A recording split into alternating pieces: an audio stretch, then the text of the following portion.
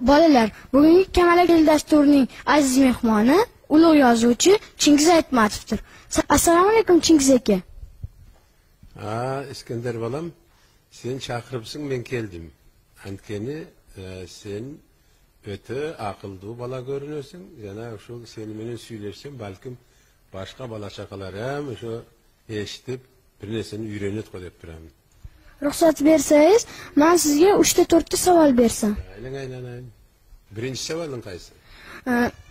Mening ota-onam sizning kitoblaringizni o'qib katta bo'lishgan. Hozirgi bolalarga siz qanaqa kitoblarni tavsiya qilishingiz? Buna senin atayınına ülkün rahmet.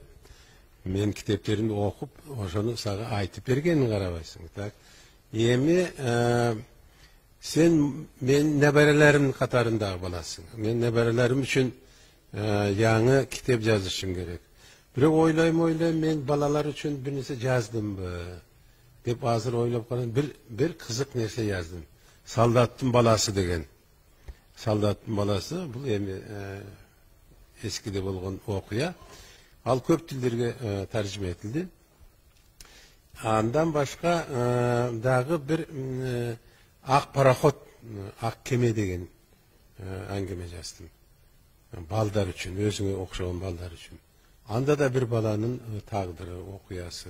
Yemi bir oyun var. Bir kişkintay bir povest, kişkintay bir romans yaptı bir işte yazsam dep. Anında en baş kahramanı, en baş personajı adabiyatta personaj deydi.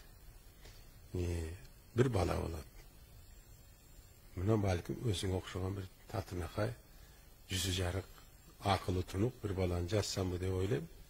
Yok vaqt bo'lavi, inshaalloh bo'lib qolar.